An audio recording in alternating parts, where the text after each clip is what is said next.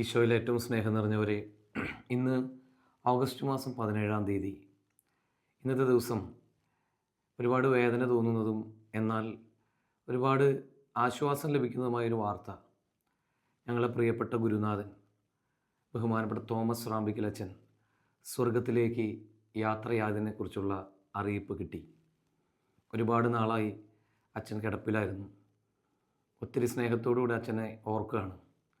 സെമിനാരി കാലഘട്ടത്തിൽ ഞങ്ങളുടെ റെക്ടറച്ഛനായിരുന്നു വടവാതൂർ സെമിനാരിയിലെ. എല്ലാവർക്കും ഭയങ്കര പേടിയായിരുന്നു അച്ഛനെ. പക്ഷേ ഞാനെന്നും മനസ്സിലാക്കിയിട്ടുള്ളത് ഒരുപാട് സ്നേഹം ഉള്ളിൽ വെച്ച് നടക്കുന്ന ഒരു റെക്ടറച്ഛനെയാണ്.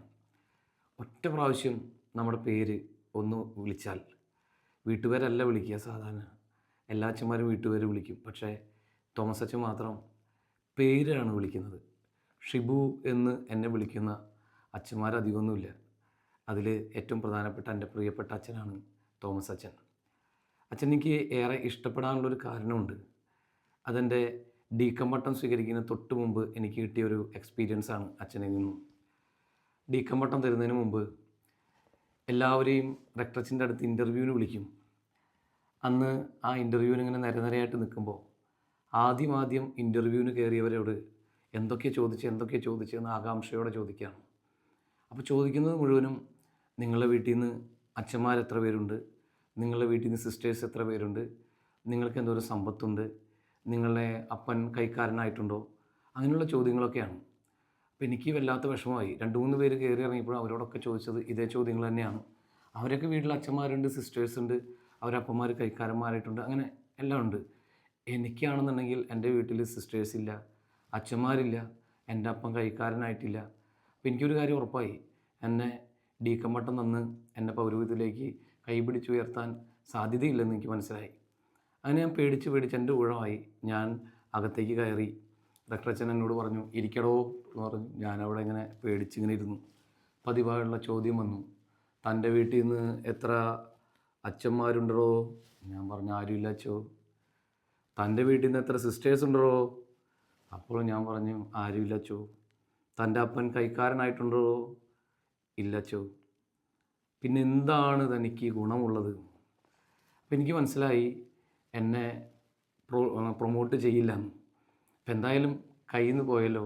അപ്പം അതുകൊണ്ട് ഞാൻ അച്ഛനോട് തല കുനിച്ച് ഇങ്ങനെ കണ്ണടച്ചിരുന്നിട്ടൊരു കാര്യം പറഞ്ഞു, അച്ഛോ, അച്ഛൻ ഈ ചോദിച്ച ഗുണങ്ങളൊന്നും എനിക്കില്ല, പക്ഷേ എനിക്കറിയാവുന്ന 1-2 കാര്യങ്ങളുണ്ട്. അപ്പോൾ ഞാനിങ്ങനെ ധൈര്യം സംഭരിച്ചു, എന്തായാലും എന്നെ വിടും, അപ്പോൾ ധൈര്യമായിട്ട് പറയാം. അപ്പോൾ ഞാനിങ്ങനെ പറഞ്ഞു, ഒരു വീട്ടിലൊരപ്പം മദ്യപാനിയായ മക്കൾക്കുണ്ടാകുന്ന വിഷമം എന്താണെന്ന് ശരിക്കും എനിക്കറിയാം.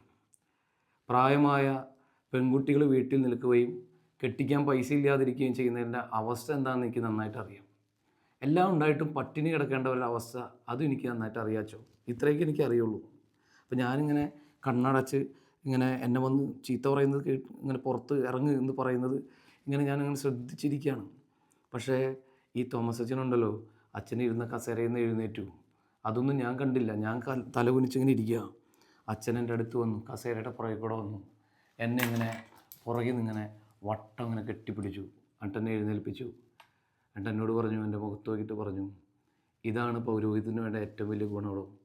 ഷിബു, നീ നല്ല അച്ഛനാവും. ഇന്നും ആ ശബ്ദം എൻ്റെ കാതുകളിൽ ഇങ്ങനെ മുഴങ്ങി നിൽക്കുകയാണ്. പ്രിയപ്പെട്ട സഹോദരങ്ങളെ, ഒരുപാട് സ്നേഹിക്കുന്ന ഒരച്ഛൻ, ഒരുപാട് ഹൃദയത്തിൽ ഓർമ്മകൾ കൊണ്ടു നടക്കുന്നൊരച്ഛൻ, നമ്മളെ ഒരിക്കലും മറക്കാത്തൊരച്ഛൻ. വർഷങ്ങൾക്ക് ശേഷം അച്ഛനെ കാണുമ്പോഴും എന്നെ വിളിക്കുമ്പോൾ ഓടി ചോദിക്കുന്നൊരു കാര്യമുണ്ട്, ഷിബു, ഭൂകമ്പത്തിൻ്റെ കാര്യമൊക്കെ മറന്നു വന്നു. സെമിനാരിൽ പഠിക്കുമ്പോൾ ഒരു വലിയ ഭൂകമ്പം ഉണ്ടായി. അന്ന് എല്ലാവരും കുർബാനയ്ക്കിടയ്ക്കായിരുന്നു, എല്ലാവരും ഓടി. പക്ഷേ ഞാനിങ്ങനെ പാട്ട് പാടിക്കൊണ്ട് നിൽക്കുകയായിരുന്നു. അപ്പോൾ കണ്ണടച്ച് പാടിക്കൊണ്ട് എനിക്ക് എന്താ സംഭവിച്ചതെന്നൊന്നും എനിക്ക് മനസ്സിലായില്ല. ഞാൻ ഈ പാട്ടിൽ ലയിച്ച് നിൽക്കുകയായിരുന്നു. അതുകൊണ്ട് എനിക്ക് ഞാൻ ഓടിയില്ല. എന്തായാലും എല്ലാവരും ഓടിക്കഴിഞ്ഞു. അന്ന് ഓടാത്തൊരച്ഛനുണ്ടായിരുന്നു, കുർബാന ചൊല്ലിയ അച്ഛൻ, ജോസഫ് നടുവിലെഴുത്തച്ഛനായിരുന്നു അന്ന്. അച്ഛനിങ്ങനെ, ഞാനിങ്ങനെ മൈക്കയിൽ തട്ടി നോക്കിയപ്പോൾ മൈക്ക് ഓഫ് ചെയ്തിട്ടില്ല. ഞാൻ തട്ടുന്ന ശബ്ദം കേട്ടിട്ട് ആ അച്ഛൻ തലയുയർത്തി എന്നെ നോക്കി. അപ്പോൾ ഞാനിങ്ങനെ നിൽക്കണുണ്ടപ്പോൾ അച്ഛൻ എന്നോട് കൈകൊണ്ട് കാണിച്ചു, ഇങ്ങനെ പാടിക്കോളാൻ പറഞ്ഞു. അങ്ങനെ ഞാൻ കാഴ്ചപ്പുറപ്പെടുത്തിൻ്റെ സമയമായിരുന്നു. ഞാൻ ആ പാട്ട് പാടി, മിശിഹാ കർത്താവിൻ തിരുമൈ നിണയുമിത. അങ്ങനെ എല്ലാവരും തിരികെ വന്നു. അപ്പോൾ ഈ ജോസഫ് അച്ഛൻ പറഞ്ഞിട്ട് ഈ ഒരു അനുഭവം തോമസ് അച്ഛനെ അറിയാമായിരുന്നു. എന്നും അത് പറഞ്ഞ് എന്നെ പ്രോത്സാഹിപ്പിക്കുമായിരുന്നു.